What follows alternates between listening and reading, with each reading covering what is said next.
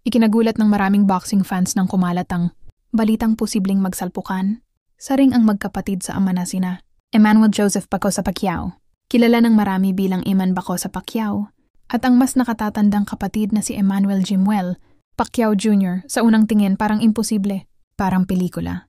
Pero sa mundo ng boxing, lalo na kung ang promoter ay mismong si Manny Pacquiao, ang 80 Division World Champion, walang imposible, lalo na kung ang dalawang anak ay parehong papasok sa spotlight ng professional boxing promotion. Lalo pang naging mainit ang usapan ng pareho silang itampok sa magkaibang major promotions na ikinakasa ngayon ni Manny. Hindi man direktang sinasabi, pero malinaw ang nakikita ng fans. Pareho silang binibigyan ng daan.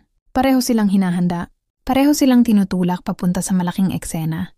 At dito nagsisimula ang tanong na kinikilabutan ng marami. Pwede bang humantong sa isang Pacquiao versus Pacquiao sa ring? Si Eman Bacosa Pacquiao, ang mas bata, ay mabilis ang pag-angat ng pangalan, viral videos, showbiz appearances, at ang natural na karisma na minana sa ina at ama. Pero sa kabila ng lahat, boxing pa rin ang puso. Focus siya ngayon, araw-araw ang ensayo, at todo ang suporta ng mga fans. Si Jimuel naman ang panganay.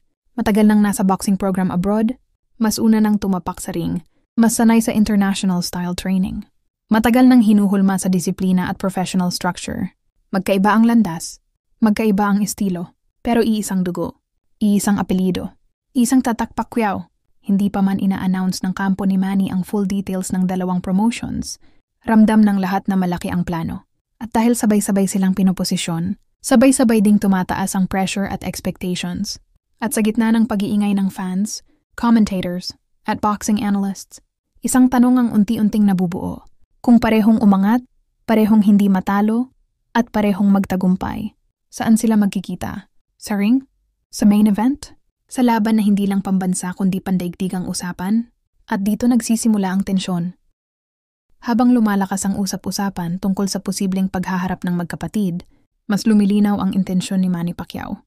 Ayaw niyang pag-awayin ang mga anak niya pero ayaw din niyang pigilan ang kanilang mga pangarap. Sa bawat interview, paulit-ulit niyang sinasabi na boxing ang buhay niya at kung pipiliin ito ng mga anak niya, susubaybayan niya sila.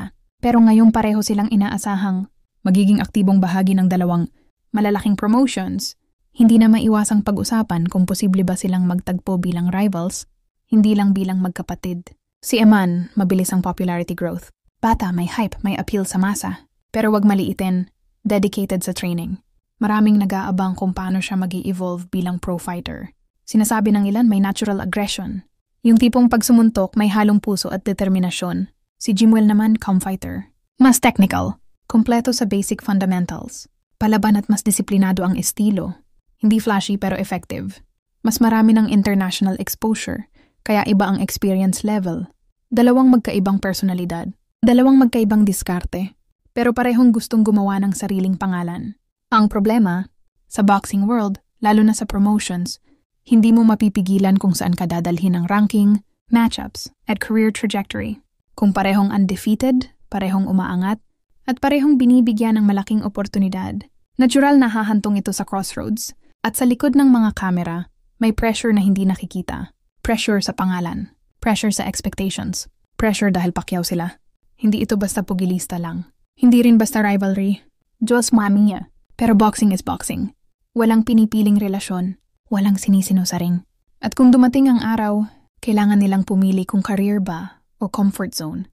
At dito napapasok ang tanong, kung sakaling dumating ang laban, sinong susuportahan ni Manny Pacquiao? Isang tanong na wala pang sagot, pero lahat gustong malaman. Habang papalapit ang official announcement ng dalawang promotions ng Pacquiao camp, mas lalong umiinit ang intriga. Analysts are now openly discussing the possibility na kung parehong manalo ng manalo sina Eman at Jimuel sa kani-kanilang cards, natural na magkakasalubong ang career path nila, kapatid man sila o hindi. At dito nagiging dramatic ang storyline. Hindi ito simpleng match-up, hindi ito simpleng promotional stunt. Ito ay dalawang anak ng isang living legend. Parehong may ambisyon. Parehong may pangarap, parehong gustong patunayan na hindi lang sila anak ni Manny, kundi sila mismo ay fighter na may sariling kwento.